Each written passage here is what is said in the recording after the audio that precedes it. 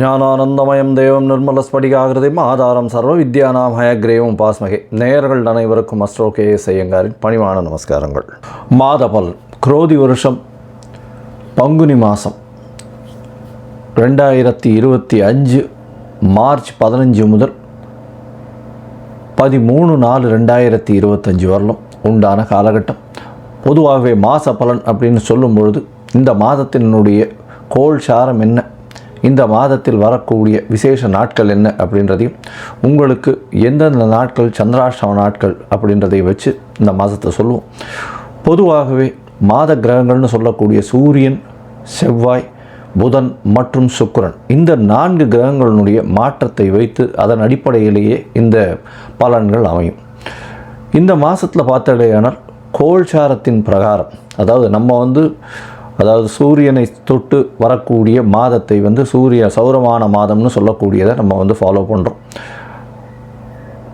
ஆந்திரா, கர்நாடகா இந்த மாதிரியான ஸ்டேட், அதாவது மாநிலங்கள்லாம் பார்த்திங்கன்னா அவங்க சந்திரமான மாதங்கள் அப்படின்னு சொல்லக்கூடியதை ஃபாலோ பண்ணுறாங்க. சந்திரமான மாதம் அப்படின்னு சொல்லக்கூடியது பௌர்ணமிக்கு அடுத்த நாளோ அமாவாசைக்கு அடுத்த நாளோ வரக்கூடிய பிரதமையை எடுத்து மாதத்தின் முதல் நாளாக கொண்டு செய்யக்கூடியது.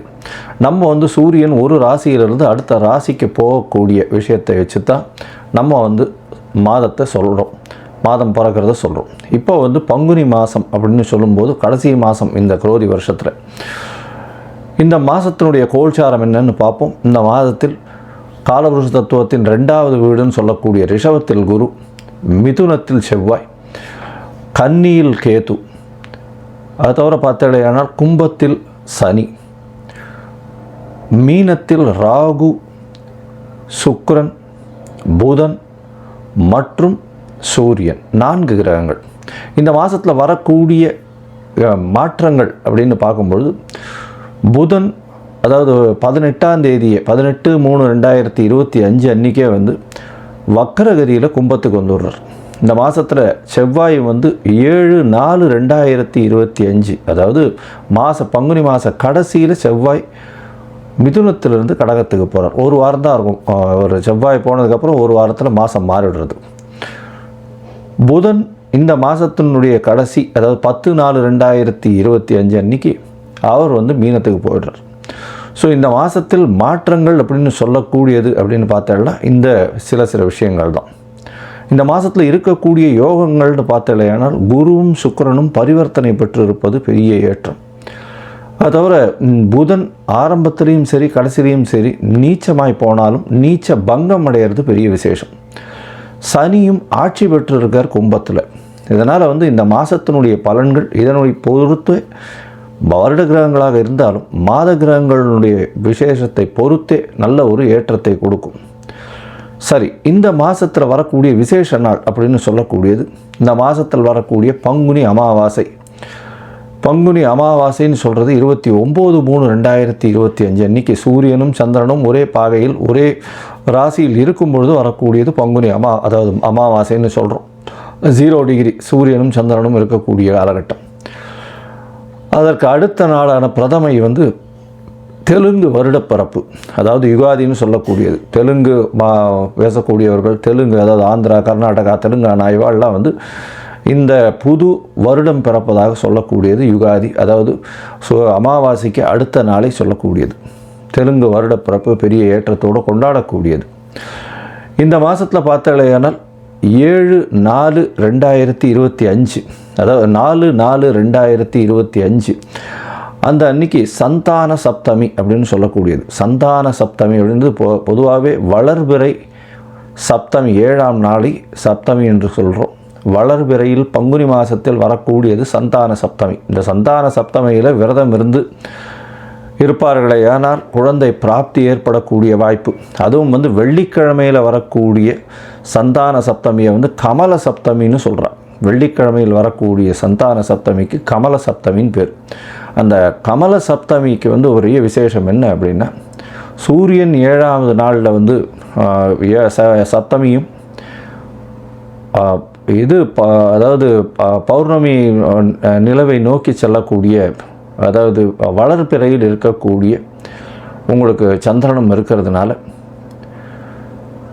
சூரியனை வலது கண் என்றும் சந்திரனை இடது கண் என்றும் சொல்கிறோம். அதனால் கண்ணில் பிரச்சனைகள் இருக்கக்கூடியவா அவர்கள் இந்த சந்தான சப்தமி என்றும் அந்த கமல சப்தமி, அதாவது வெள்ளிக்கிழமையில், இந்த வாட்டி வெள்ளிக்கிழமையில் வருது, அதனால் இந்த கமல சப்தமி அன்னைக்கு 4/4/2025 அன்னைக்கு கடவுளை தியானம் செய்து உபவாசம் இருந்து அந்த சந்தான சப்தமியை கொண்டாடினால் கண்டிப்பாக அவர்களுக்கு கண்ணில் இருக்கக்கூடிய வியாதிகள் பிரச்சனைகள் நிச்சயமாக அகலும்.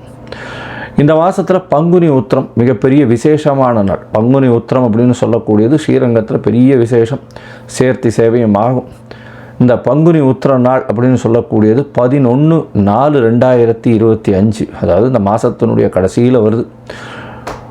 இது ஒரு பெரிய விசேஷம், அதாவது பெருமாளும் தாயாரும் சேரக்கூடிய அந்த ஒரு பெரிய விசேஷம் பங்குனி உத்திர நாள். வைணவர்களுக்கு பெரிய ஏற்றம், அது தவிர சுப்பிரமணிய கடவுளுக்கு பெரிய ஏற்றத்தை சொல்லக்கூடிய நாளாக பங்குனி உத்திரம் சொல்கிறது.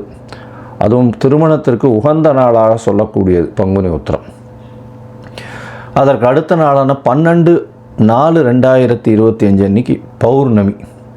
பௌர்ணமின்றது சூரியனும் சந்திரனும் ஒருவருக்கொருவர் 180 பாகையில் இருக்கக்கூடியது. பௌர்ணமி யோகத்தில் பிறந்தவர்கள் நாடை ஆளுபவர்கள் அப்படின்ற அளவில் பௌர்ணமி யோகம் இருக்கக்கூடியது எப்பொழுதுமே. ஏன்னா சூரியனும் சந்திரனுக்கும் 2 பேருக்குமே ஒளி அதிகமாக இருக்கும். இரவும் பகலும் மொத்தமாகவே ஒளி இருக்கிறதுனால கூர்மையான புத்தி கூர்மை அதிகமாக இருக்கும். எந்த ஒரு விஷயத்திலும் அதாவது வெற்றியை நோக்கி, அவர்களுடைய இலக்கு வெற்றியை நோக்கி இருக்கக்கூடிய காலகட்டமாக இருக்கும். எல்லா விஷயத்திலையும் வெற்றி பெறக்கூடிய வாய்ப்புகள் மிகவும் அதிகம். இந்த பங்குனி உத்திரம் பௌர்ணமி இந்த மாதம் ரொம்பவும் விசேஷமான காலகட்டமாக அமைய போகிறது. சரி, இந்த மாதத்தில் ஒரு ராசிக்கும் மேஷம் முதல் மீனம் வரை எப்படி இருக்குது அப்படின்றத பார்க்கலாம். அதுக்கு முன்னாடி என்னுடைய மொபைல் நம்பர் கீழே ஸ்க்ராலிங்கில் வரும். உங்களுக்கு அஸ்ட்ராலாஜிக்கல் கன்சல்ட் தேவைப்பட்டது ஆனால் நீங்கள் எனக்கு ஃபோன் பண்ணுங்க. உங்களுடைய date, time, place of birth, உங்களுடைய பெயர், தாய் தந்தையின் பெயர் இது வரலாம் அனுப்புங்க. என்னுடைய கட்டணம் என்னன்னு சொல்கிறேன்.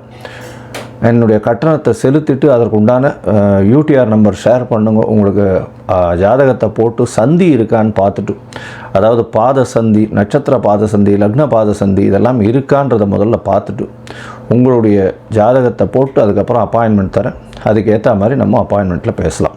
ஏன்னா எனக்கு வரக்கூடிய ஜாதகத்தில் பார்த்தாலேனால் 50-70 விழுக்காடு % 50 வயசுக்கு மேலே ஆனவாள்லாம் இந்த பின்ன நட்சத்திரங்களில் இருப்பா, அதாவது உடைந்த நட்சத்திரங்களில் இருப்பா, புனர்பூசம் 3ஆம் பாதத்தில் இருப்பா. அவள் புனர்பூசம் 3ஆம் பாதம் அப்படின்னு சொல்லிட்டு மிதுன ராசியை சொல்லிட்டு இருப்பா, ஆனால் கடகராசியில் இருப்பாள். அதே மாதிரி மிருகசீரிஷம்னுவா, மிருகசீரிஷம் ரிஷபமாக மிதுனமாக மாறி இருக்கும். இந்த மாதிரி விசாக நட்சத்திரம் துலாமா இல்லை விருச்சிகமான்றது மாறி இருக்கும். இந்த மாதிரியான விஷயங்கள்னால அவளுடைய தசாபுக்தி அந்தரம் சூக்ஷ்மம் எல்லாமே மாறக்கூடிய வாய்ப்புகள் உண்டு.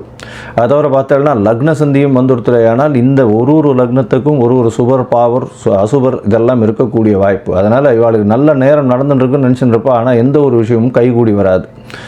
அது ஒரு மிகப்பெரிய பிரச்சனையில் போய் விட்டுருக்கும். அதனால் அவளுக்கே புரியாது. முதல்ல இந்த சந்தி இருக்கான்றதை செக் பண்ணிவிட்டு பார்த்துட்டு ஜாதகத்தை போட்டதுக்கு அப்புறம்தான் உங்களுக்கு நாங்கள் அப்பாயின்மெண்ட் தர முடியும்.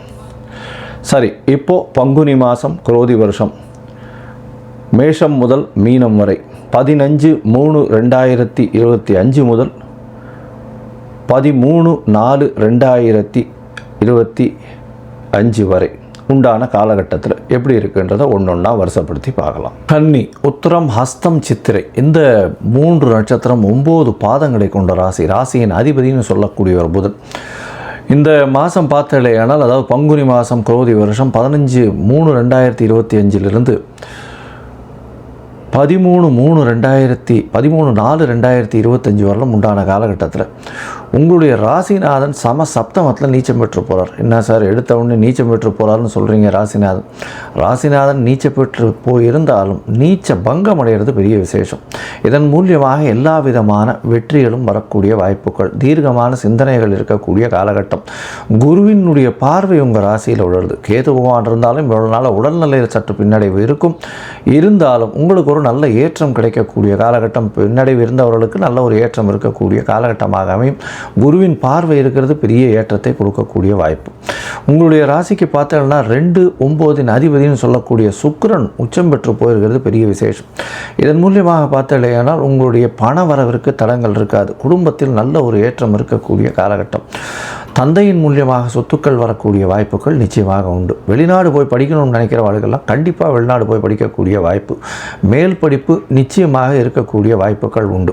உங்களுடைய ராசிக்கு 10ஆம் இடத்தில் இருக்கக்கூடிய செவ்வாய் நல்ல ஒரு ஏற்றத்தை கொடுப்பார். 10ஆம் இடத்தில் செவ்வாய் இருக்கிறது பெரிய விசேஷத்தை கொடுக்கக்கூடிய காலகட்டம். திக்பலம் பெற்றிருக்கிறது பெரிய ஏற்றத்தை கொடுக்கக்கூடிய காலகட்டமாக அமையும்.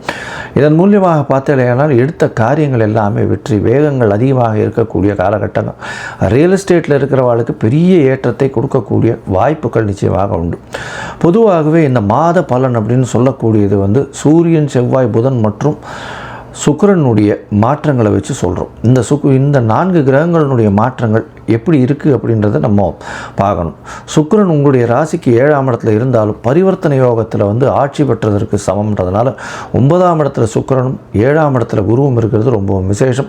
திருமணத்திற்கு பார்த்து கொண்டிருப்பவர்களுக்கு கண்டிப்பாக திருமண பாக்கியம் ஏற்படக்கூடிய வாய்ப்புகள் நிச்சயமாக உண்டு.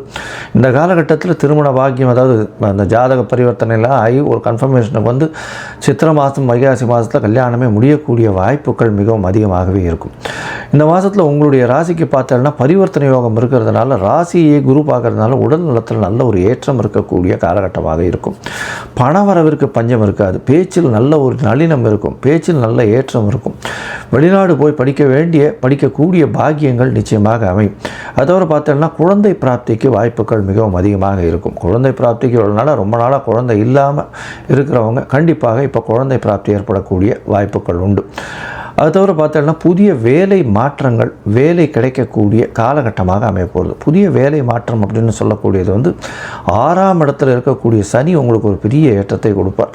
அது தவிர புதிய வேலை கிடைக்கக்கூடிய வாய்ப்பு, வேலையில் நல்ல ஒரு ப்ரமோஷன் கிடைக்கக்கூடிய வாய்ப்பு, எதிரிகள் அற்ற நிலை, கடன் இல்லாத காலகட்டமாக இருக்கும். எவ்வளோ நாள் வந்த கடன் கொஞ்சம் கொஞ்சமாக அடையக்கூடிய வாய்ப்புகள் நிச்சயமாக இருக்கும்.